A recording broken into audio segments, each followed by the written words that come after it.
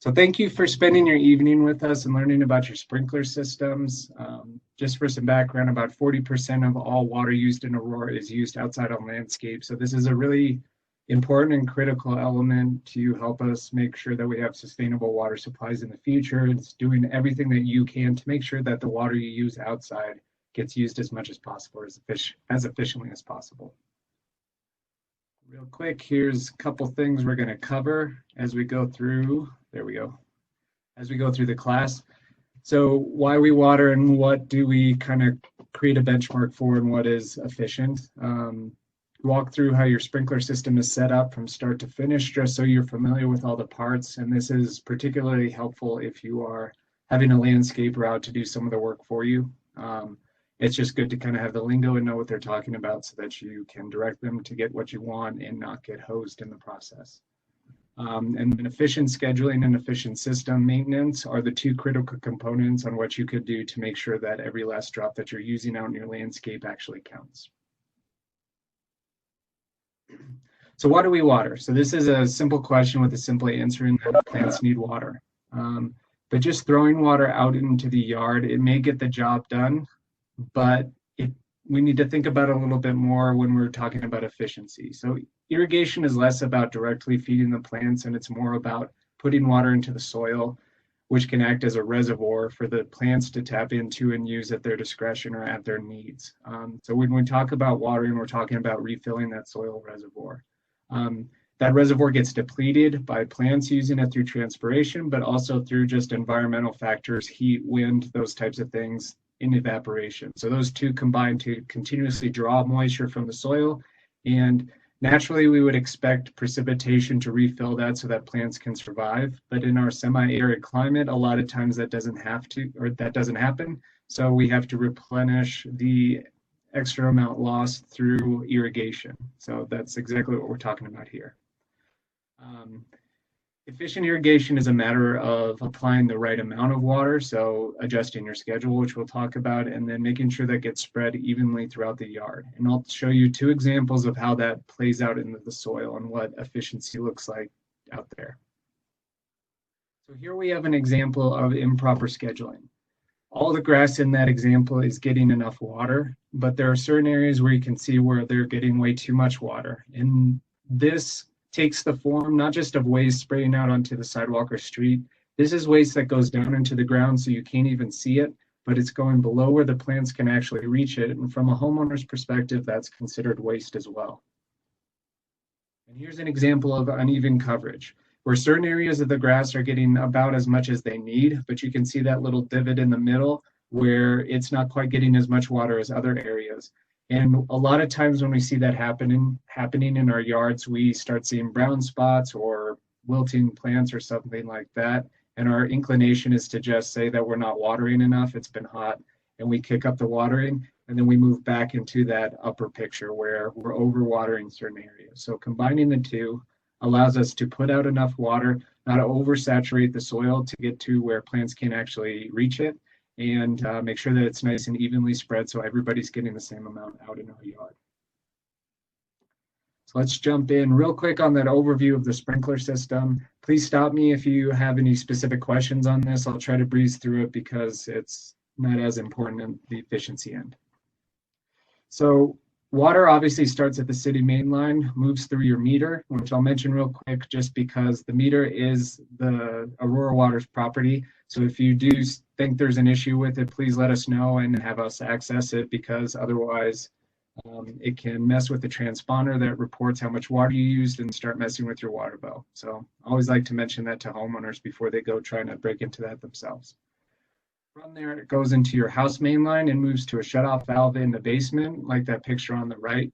This is an option if everything's going haywire and you want to turn off water to your entire home. You can use the shutoff valve to do so, but it will turn off the water on the inside of your house as well.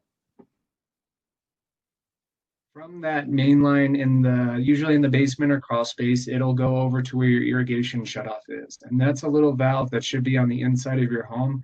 That's what we turn on and off at the beginning of the season, or beginning and end of the season, to cut off all water to the irrigation system so that we don't get freeze issues outside.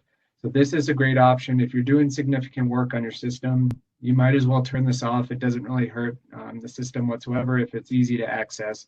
Just go ahead and turn it off. That way you know you're not going to get a massive break or leak or something like that.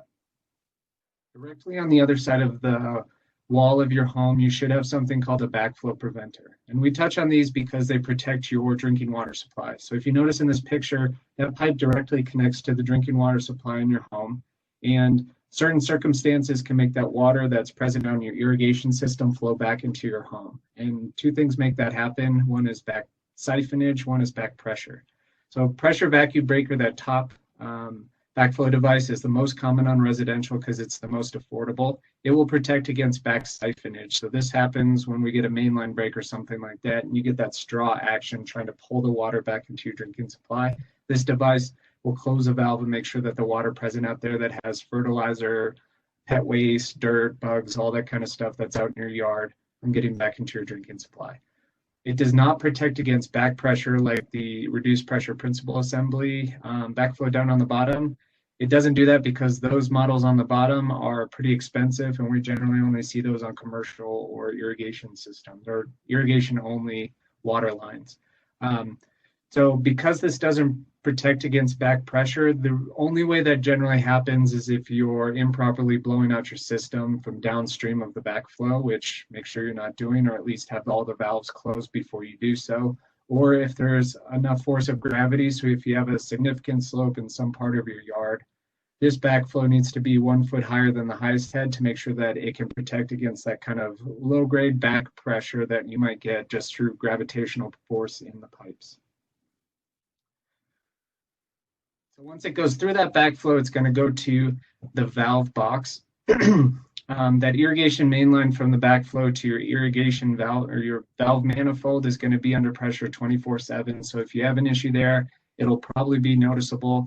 But if your water bills are excessively high, that's a good place to start. Poke around the space between the backflow and your valve boxes and see if there's a lot of water pouring, because there would be a lot of water if something is wrong with that line.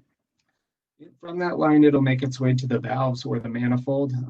There's an example of what that looks like on the bottom left is the typical irrigation system manifold.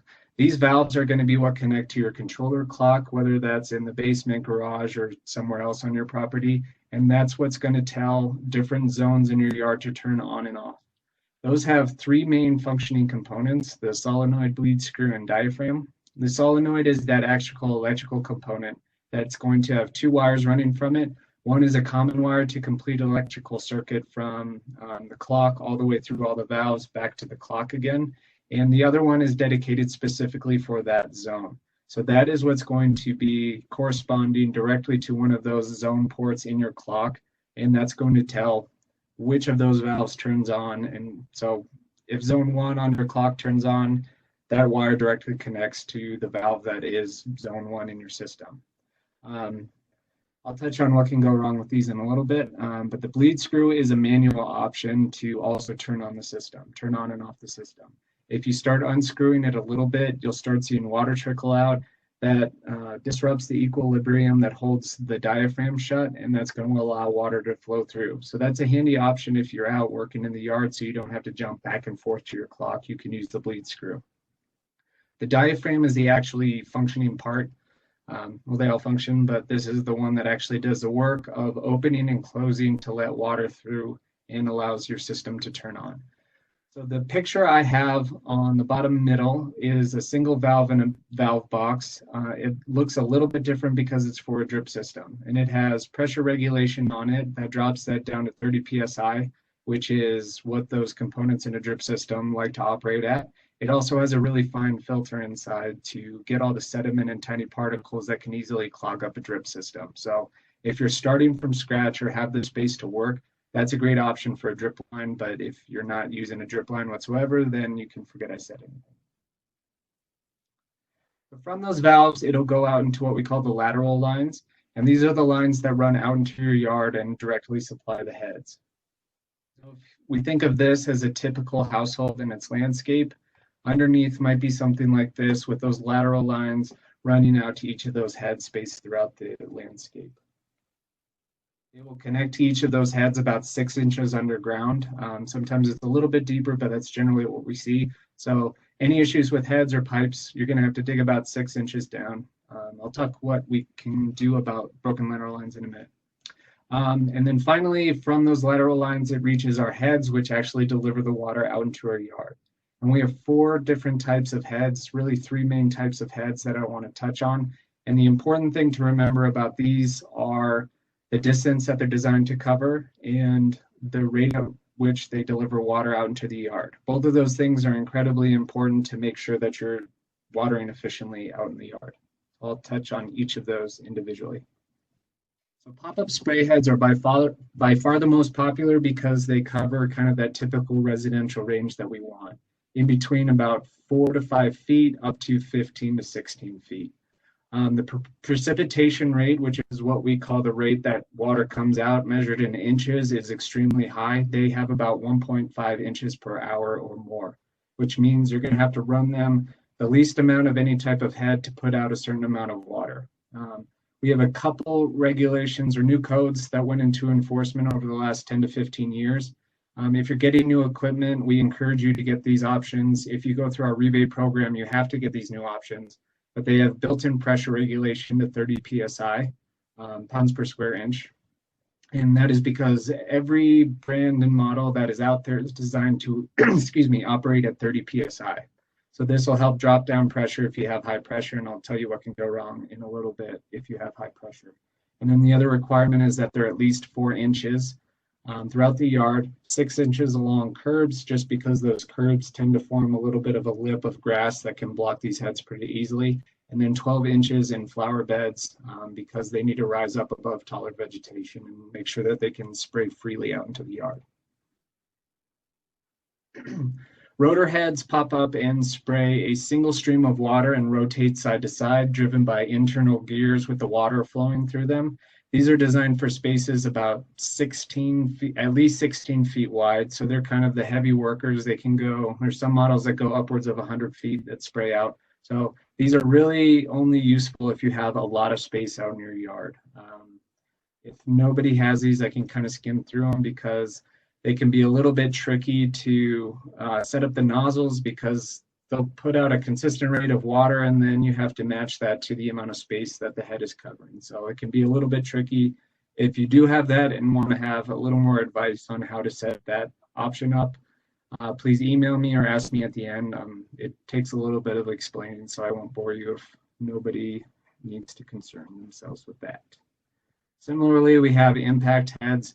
I just mentioned this because some people still like to use them. They're the oldest style of head. They've been around for about 100 years, just driven by a little spoon on the outside with the water hitting it.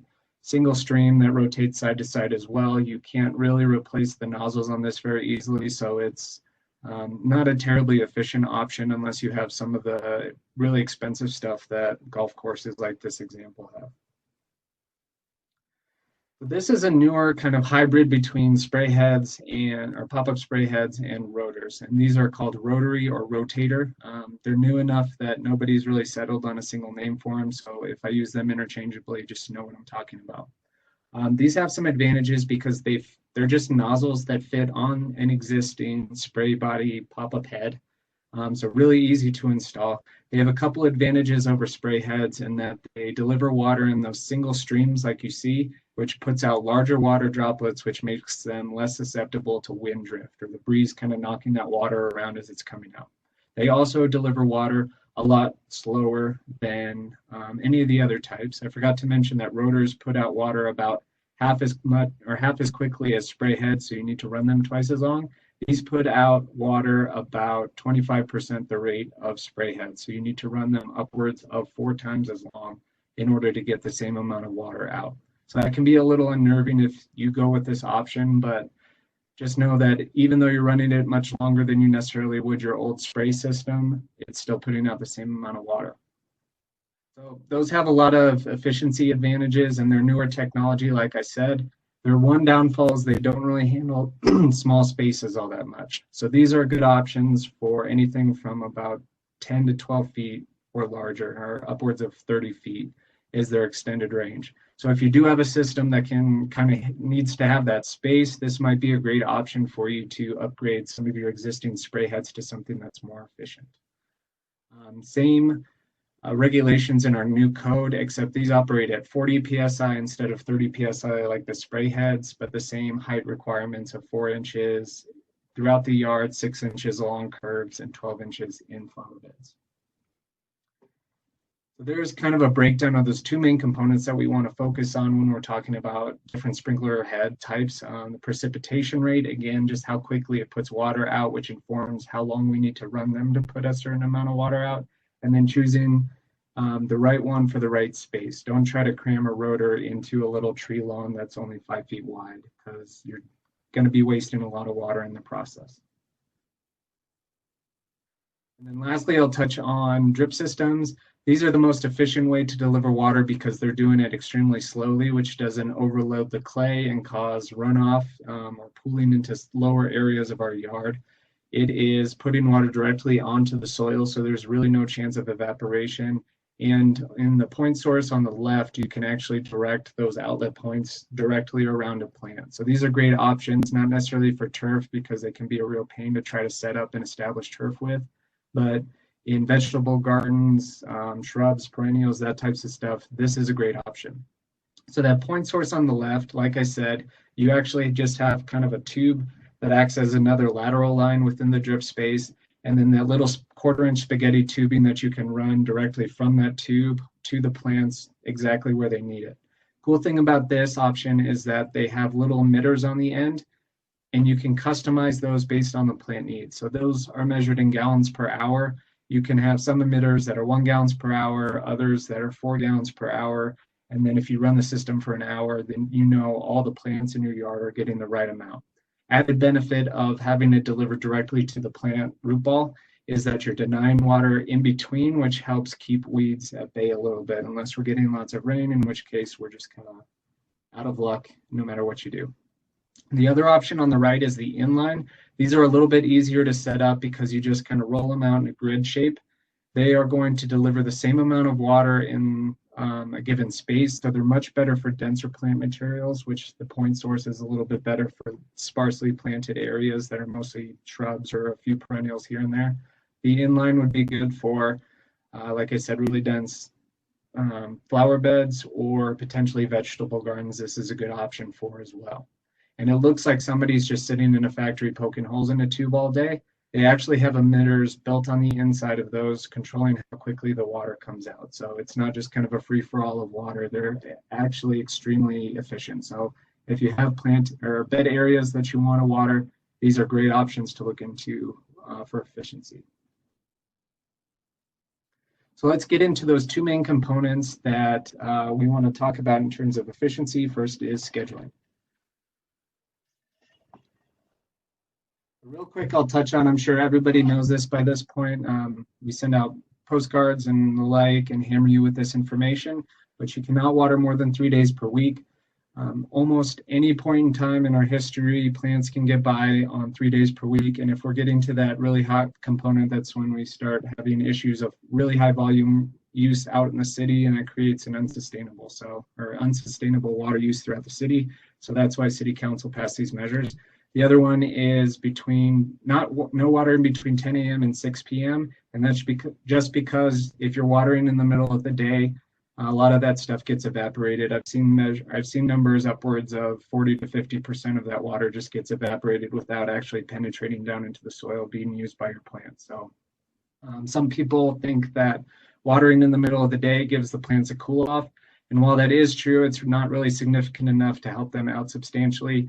The better option is to make sure you're maintaining that soil reservoir of water, and then if they're hot, they'll draw water up and keep themselves cool in the meantime. In terms of time of day, I get this question a lot. Some people are hesitant to water overnight, and in certain parts of the country, if you do that and have a little bit of sitting water, you can get mildew or other types of fungus or stuff start growing out in the yard. In our environment, that's really not necessarily a concern, but if you are worried about that, just watering early in the morning and having it done by 8 or 9 a.m. is perfect, but obviously you can go up to 10 a.m. if you want to.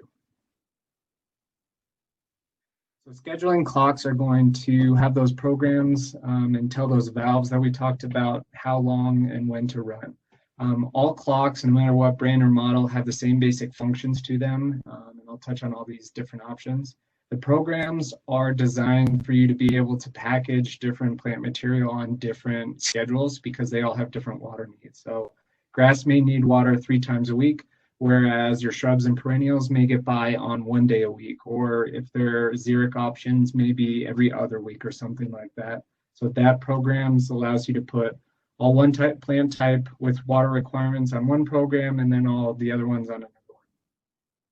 All programs, when you put them on them, will share 2 different aspects, watering times and watering days. So all the zones on each of those programs will share those the same.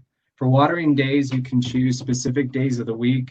That's usually what we see out there, and that just helps kind of a consistent schedule so you know when it's going to run and you can kind of keep that in your head. The other option is to do intervals, upwards or downwards of every 3 days per our watering restrictions, but you can stretch that out throughout the year. So in April, May, when we're maybe not seeing as much water demand by our plants, you can stretch that out to every 7 days. And then as we get into the summer, you might drop it down to every 3 days or so, just so that it is resupplying that soil reservoir as it gets depleted by the weather conditions that we're experiencing. So that's technically a little bit more efficient, but again, the days per week is a little bit better for us to just kind of keep track of when it's supposed to be watering. The start times are what tells it what time to come on. I'll touch on the cycle and soak technique, but the start times is how you achieve that in just programming 3 different start times throughout the day.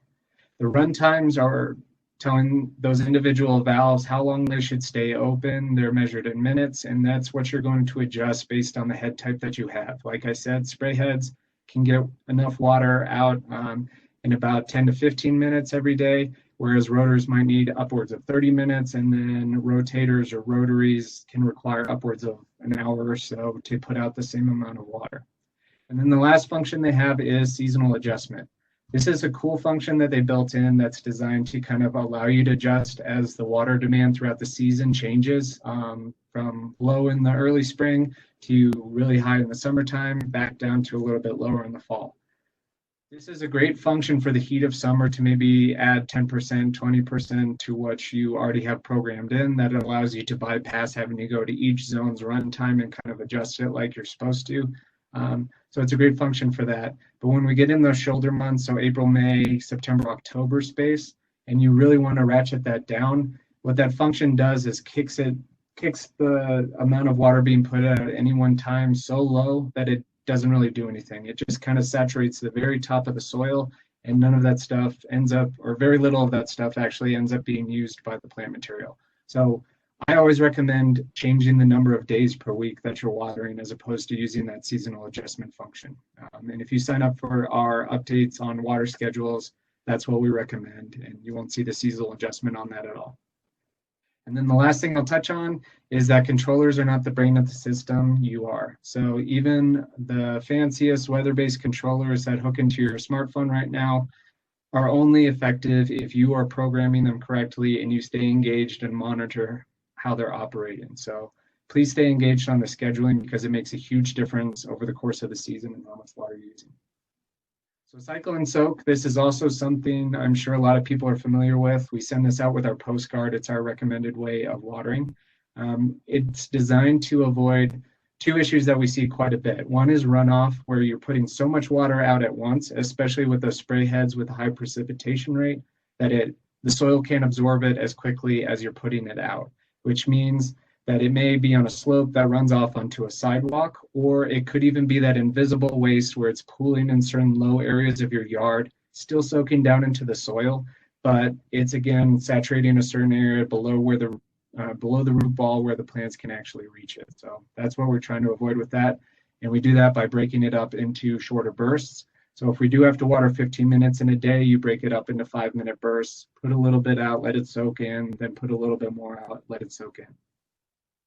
The other element of that is the soak. So that's trying to allow that water to penetrate nice and deeply down into the soil, build up that soil reservoir really extensively so that plants can grow an extensive root system and be a little more drought hardy and always have water built up down in the soil that they can tap into. And the way you achieve that is by programming those schedules within an hour of each other. I see a lot of people that try to do 1 cycle in the morning, 1 at night, or 2 in the morning, 1 at night, that kind of setup. But when you space it out, You put if you do it that way, think of it as putting one layer of water that maybe only penetrates an inch or two down into the soil. Throughout the day, it gets used a little bit, and then you're just replenishing the same top bed of soil. So in those examples of roots growing on the far right, we have shallow frequent. So that would be kind of just watering that top bed of soil. Your grass is always going to grow its roots where the water is available, and if you're consistently feeding it every other day, short little bits that doesn't soak in that much, it's going to grow its roots towards the surface. It'll stay alive, but is much more dependent on you to supply and directly feed it water in that case. In the middle, we have deep and frequent, which means they don't really have to grow an extensive root system out because they're constantly getting that soil reservoir replenished. So they grow nice and deep because that's where the water is, but not very extensive. And when we get a hot spell, they're going to die off a lot easier than robust root systems. So on the far left, we have that deep, infrequent. And what we mean by infrequent, it doesn't mean let it go almost brown before you start watering again. It's just making sure that you're spacing out your watering enough where you do want that top bed of soil to dry out a little bit. The plants will know that they need to grow an extensive root system to take care of themselves, and they will consequently over time start developing those so that they can draw from a larger reservoir of moisture down in the soil. And if we do hit a hot stretch, they're much more apt to take care of themselves, and they tend to be thicker, fuller lawns as a result as well. So in the example I have, like I said, if we wanted to run 12 minutes in one day, we would break that up into 3 minutes or 3 cycles of 4 minutes each, and then we would program those start times in our clock to do 4 a.m., 5 a.m., 6 a.m. Stack them close together so that they are achieving that deeper watering.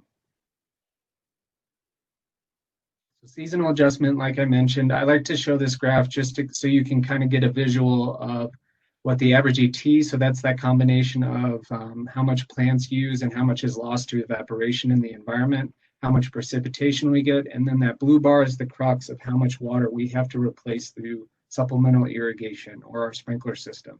And you can see that kind of arc that happens in the middle of the summer. We're all familiar with that, but a lot of people like to try to set their controllers in the springtime. And instead of that little curve, we get a straight up box that comes over and drops back down. That may be effective in keeping your grass green, but in those, especially in the April, May, September, October space, you're watering much more than you need to in order to keep green grass. And that's where we see really substantial water savings over the course of the year. And we're talking about thousands of gallons instead of tens or hundreds.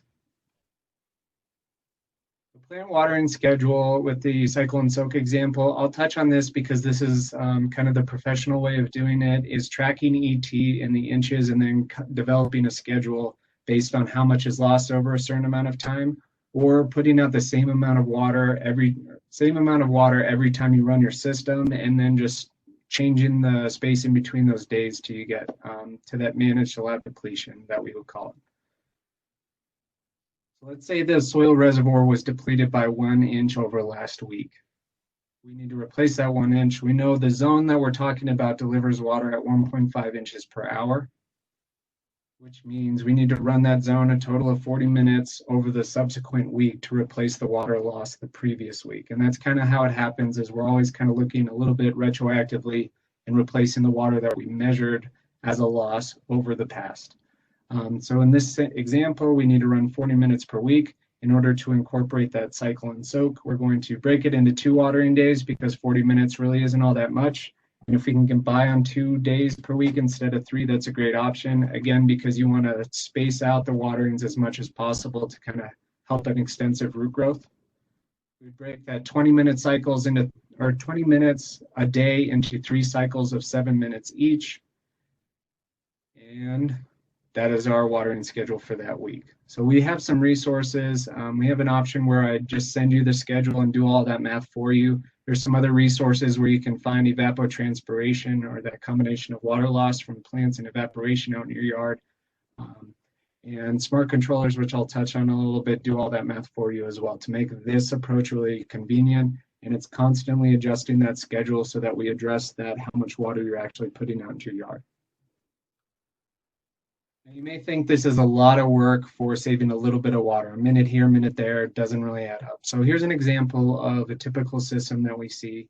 And how much savings we would see over a month if we're just trimming 2 minutes off of 6 zones. So if you expand that out 3 cycles a day, 3 days a week, most systems run between about 6 to 12 gallons per minute, depending on its setup. We'll just use kind of a middle ground of that of 8 gallons per minute.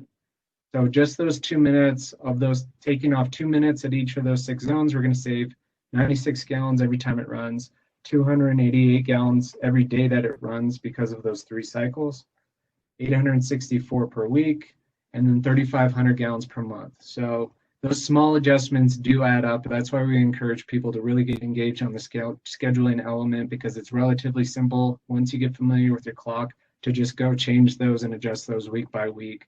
And over the course of the summer, you're going to save thousands of gallons as a result, potentially. Don't sue me if that doesn't pan out. So the other element of scheduling is physically what's delivering the water out into your yard and making sure that it gets nice and evenly spread like we saw at the beginning. So this is all comes down to maintaining efficient systems. I'm going to go through all those parts that we talked about and some of the things that go wrong, and then give you a quick idea on how to fix it. If you need a little more explanation on any of this, please reach out to us and we can walk you through it. There's lots of resources online. We're working on our own to kind of give you a demonstration of how those work, but they're not quite ready yet. Okay, so first thing to do is inspect and get an idea of how well your system's operating as is, and then figure out what you need to do. So test your system. Almost every clock has a test function on it where it'll run through every zone for 2 minutes. So it's a real quick burst, gives you enough time to walk out, take a few notes and see what's going wrong, and then move on to the next zone. If you don't have that as a function on your clock, the other option is to take one of those programs.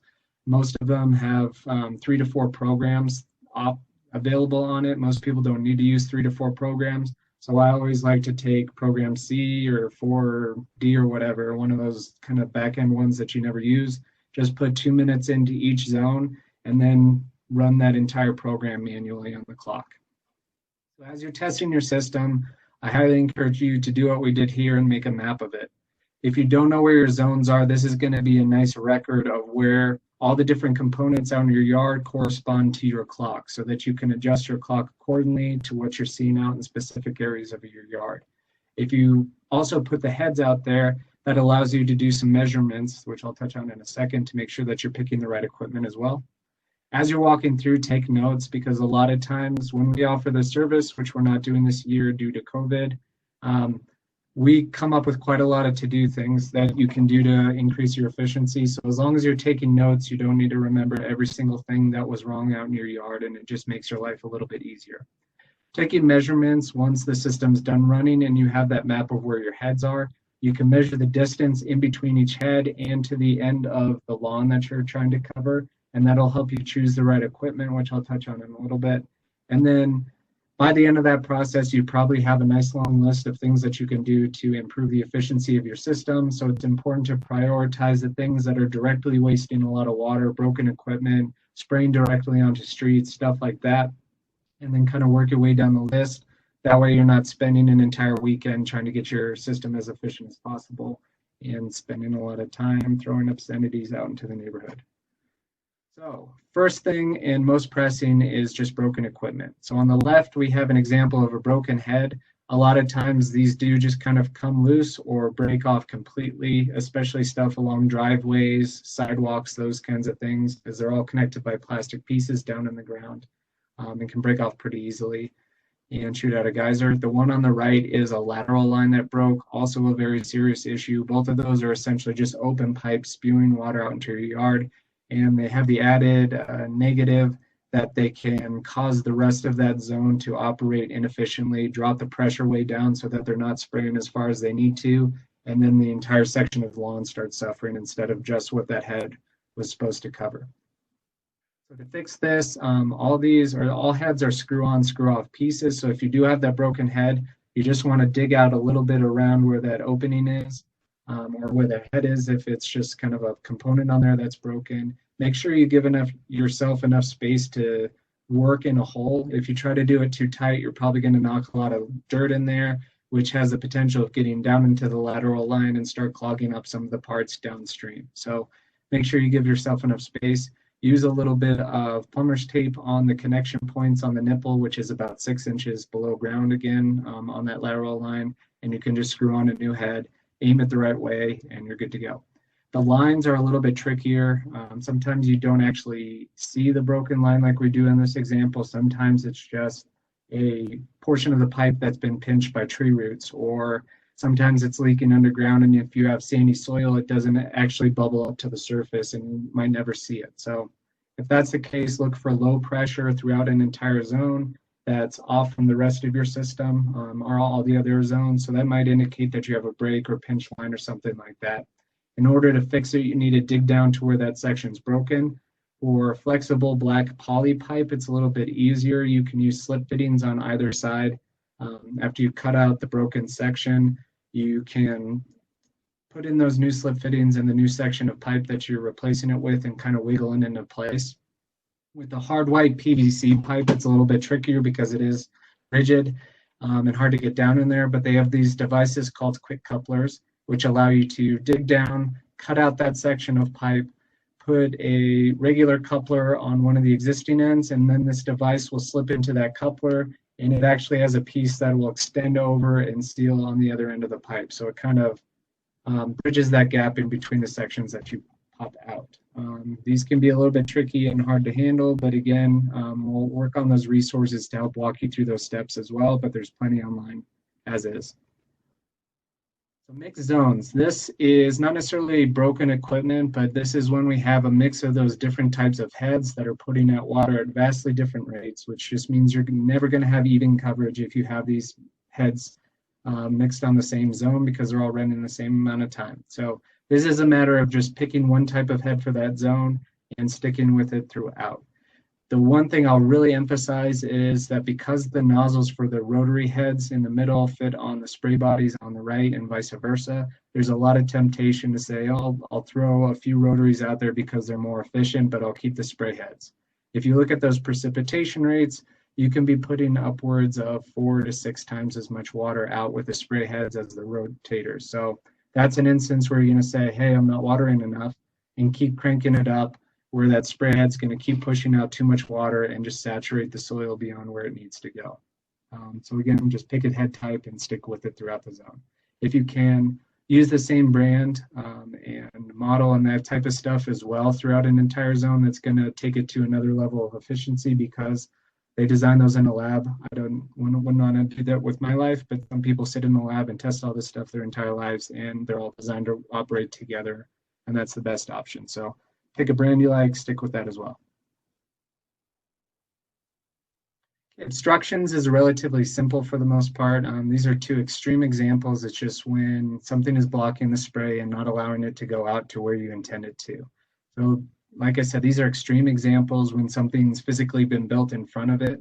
Not very good planning on somebody's part, but a lot more often this takes the form of trees, shrubs, those types of things that weren't there when they initially installed the system. They grow up nice and big and start hanging over the edge of the lawn and blocking the spray on some of those edge stuff. Another example we see quite a bit is people just leaving chairs, toys, other stuff out in the yard. So again, if you have certain days of the week that you're going to water, it's a great option to just poke your head outside, make sure that there's nothing out on the lawn that may obstruct spray and cause it to get unevenly spread. So easiest thing to do is trim back the vegetation that's growing over that head, remove the toys, lawn chairs, that kind of thing. In cases like these that we see on the screen, it's a little bit trickier, but it's a matter of digging down to the lateral line where that head connects and extending or installing an extension line of pipe to move it a few feet over so that it can freely spray where you want it to go. Sunken heads. This is just something that happens over time. The soil out in your yard is kind of alive in a certain sense. It's going to shift and move over time. And if you install the sprinkler system down inside that soil, it's going to move along with it. So we see this quite often, and the head just begins to kind of sink down into the ground along with the pipe. You see the example down on the bottom right of why that's an issue is because it can't rise up around or above the surrounding turf, and it obstructs it, causes an obstruction in that case. And you can see in those other two examples that it is severely bending the grass, which just means the water is hitting that quite a bit, or on the right where you can't even see that head. So we want those to be the top cap of the head, like that top left picture. We want it to be completely flush with the ground. That just happens to be a sprinkler head type that doesn't work too well in that space. And if this is an issue for you, you can dig down to where it connects to the pipe and install an extension nipple. So hardware stores will have a section of nipples where you can kind of saw it off an inch at a time to kind of fit your needs. And if it needs 2 inches, you can install a 2-inch riser nipple down onto the pipe and then just screw the existing head back on and make sure you aim it properly. So relatively easy fix with that. It's just a matter of digging down to the pipe. Similar to sunken heads, we have tilted heads. And instead of sinking down into the ground, they start shifting side to side. The example on the left doesn't have great grass to look at, but it's a good example of what happens when that head starts tilting back a little bit. Whereas that stuff's designed to spray up and out, it starts spraying off onto the sides a little bit more onto the sidewalks in this example, which is direct waste. If you think about how that plays out in the yard, if that head's designed to spray 6 feet out, all of a sudden when it starts tilting, now it's only spraying 4 feet out. So you have a stretch of the yard that you think is being covered, but all of a sudden is not really receiving water, and you get that uneven distribution starting to occur. So these heads should be perpendicular with the ground. And then it goes even for hillsides. If you have a slope like this, you want the head to extend out perpendicular to that so it can spray up and out. This is a little bit easier fix than sunken head sometimes. All you have to do is dig out around the head to the point where you can get it perpendicular enough and then pat down the soil around it a little bit more to make it a little more resilient to shifting in the future as well. High pressure, like I mentioned earlier, we have or require heads that drop pressure to the desired operating range. The issue with that is when you have too high a pressure trying to go through those tiny little outlets in sprinkler heads, you start getting the misting effect. And that means that water is in no way going where it was intended to go based on the design of the equipment that you're using, and especially in some of the newer areas of town where we get high breeze. A lot of breezing or a lot of wind, sorry, it can really shift that water either to and concentrate on different areas of the yard, or a lot of cases we just see it blowing out onto the street or sidewalk and it's directly wasted. So if that's the case, easiest thing to do is find a model with pressure regulation built in and just dig down to where that head connects to the pipe and switch out for a new one. And I have those pressure ranges for each different head type down on the bottom, 30 for PSI, 40 for rotors or rotators. And then rotors can handle a much larger range of pressure. So they're kind of a good option if you have relatively high pressure, but sometimes you do get misting like on that upper left-hand picture as well. Head-to-head coverage comes back a little bit more to design, but even as we're replacing equipment or moving to try to avoid different objects out in the yard, we can start distorting the intended design of a sprinkler system. And all of these things, every head that we have on the market is designed to spray more up and out and not necessarily do a good job at catching some of the stuff immediately around it. There's some newer models that try to address that, but they're still not perfect at it. So they're a little dependent on getting coverage from the next head over. So a lot of teamwork involved in these sprinkler systems, and we want every area of the yard to be covered by at least 2 heads and spray as far as the next head over. If you look on that top picture, we have an issue where they're not spaced out equally, and on that far right, we're getting the head that's spraying up and out. It may look like that area immediately around the head is getting water, but it's probably getting very little compared to those other areas of the yard, which equates to uneven coverage, which means that you have to run the system longer in order to get that small patch closer to the head. So as you're out, this is where the measurement comes in handy to select the nozzles, which I'll touch on in a second. But if you have really significant issues with head-to-head coverage, that might be an issue or an instance where you need to actually dig down to where the head connects to the pipe and do an extension a foot or two over in one direction or another, in order to kind of get more even spacing between all your heads. And then the other consideration is making sure you're not spraying out onto streets or sidewalks or stuff that you don't want to water. Inappropriate nozzles. The nozzles are the very top of the head, which I have one right here if everybody can see. So on spray heads, the nozzle is just this very top piece that is on the riser that comes out of the ground, and it's screw on, screw off, nice and easy. So they have, on each one of these heads, will have a number telling you how many feet it's designed to spray, and they will either have divots or kind of a line or something indicating where it's designed or the spray pattern that it's doing, and or we'll have Q, H, or F for the degrees of a circle that it's going to do. So Q for quarter circle, H for half circle, F for full circle.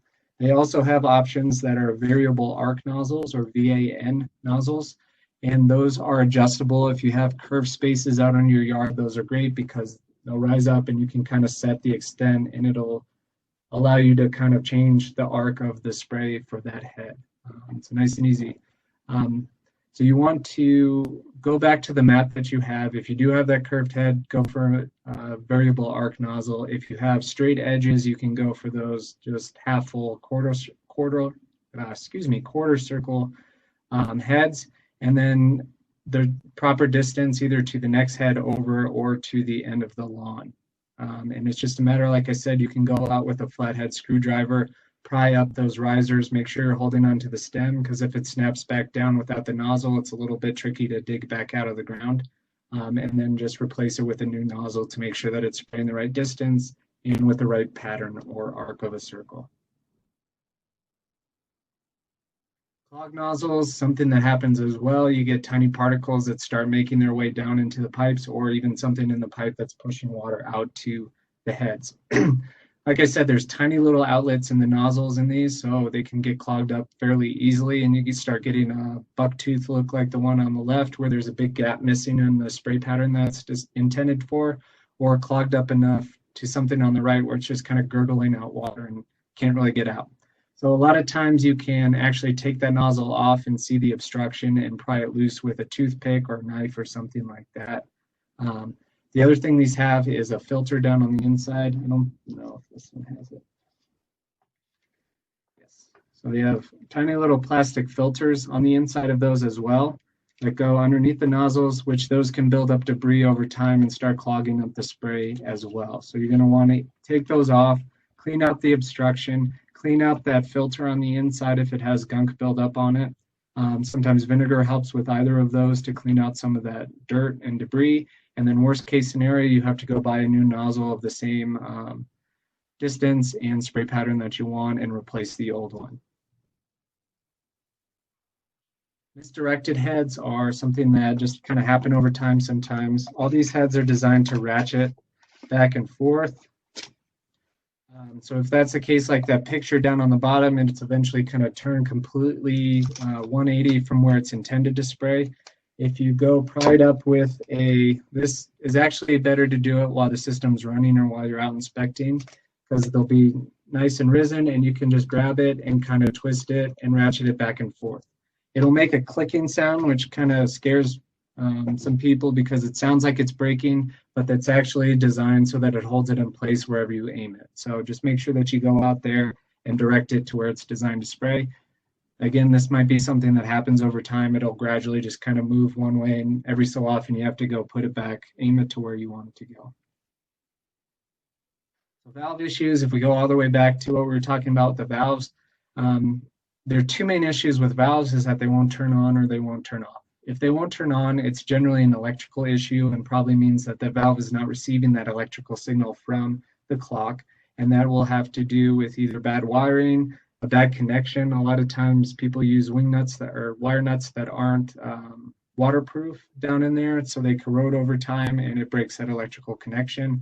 The solenoid wears out every so often. It's not that sophisticated a piece of equipment, so that may need to be replaced, or the wire's been severed somewhere up the line between the valve box and the clock. We don't see that all that often, but it does happen every so often. So either replacing the solenoid, stripping the end of the wire and reconnecting it with a waterproof wire nut helps out quite a bit. If it's not turning off, it's generally the mechanics of the actual valve itself that aren't working properly. It can be that diaphragm is just a rubber piece. So if you've had it for a long time, it just wears out, rising up and down all the time and won't completely seep back down, which means the system won't turn off. And the other issue with that is sometimes you get debris stuck underneath it as well, preventing it from fully seating down, which means as long as there's a little bit of trickle of water underneath that diaphragm, that zone's going to stay on. Those can be much trickier to replace. Ideally, you'd be able to find the same brand and model of valve that you have. The components that connects into the pipe down on the bottom of that diagram there will stay in the ground, and you can just unscrew the top part, which has all the operating components in it, and then replace the top back down in the valve. Every so often, that's not easy to do, or you can't find the same make or model of the valves that you have, which requires actually cutting down into the pipe, cutting out that old valve, and creating new connections. So that can be a little bit intensive, and sometimes people like to opt to have somebody come do that for them because it is a little bit tricky to figure out. But ideally, just be able to, like I said, screw on, screw off the very top cap pieces. And if you go shopping for these things, you'll know what I'm talking about, be able to see usually 6 screws on top that you can screw on, screw off of the old one. So at this point, hopefully your system is working as efficiently as it possibly can with the equipment you have. And at that point, you can start thinking about some of these cool upgrades that help you spread water more evenly and track your scheduling a little bit better. So rain sensors, top left, those are required by code as well. And that's just kind of a foolproof way to make sure that your system is not running while it's raining. These are really handy if you're out of town or at work and we happen to get a rainstorm when your system's supposed to turn on. You can set this to different thresholds so that the minimum, I think, is 1/4 inch of rain, and to have 3/4 inch of rain. So you can kind of set it to how much you consider a good enough rain that you don't need to run your system. That gets saturated and will break the connection to the clock. So the clock still thinks it's running, but there's no electrical current actually going to the zone. So those are a great option. We offer rebates for them. I'll touch on the rebates and how much we offer in just a second. Soil moisture sensors are technically the most efficient way you can monitor how much you need to water out in your yard. The only problem is they're kind of tricky because you have to actually physically put them down in the soil, and they will measure how much moisture is left down in that soil reservoir and then automatically adjust the schedule based on the readings that it's getting. These can be tricky because the microclimates in your yard are a little bit wonky, and if you have a front yard that's really high sun exposure and gets super hot western facing, it might dry out a lot quicker than your backyard that has tall old growth trees around it, lots of shade, doesn't get that late day exposure, so it maintains moisture a little bit easier. So ideally, you'd like to have a soil moisture sensor in every little microclimate that you have, and then connect different zones to it, but that the setup becomes a little bit tricky to actually achieve that. So if you have a relatively small yard and not too many different microclimates out there, that might be a great option for you. The slightly easier way to do that is using a smart ET controller.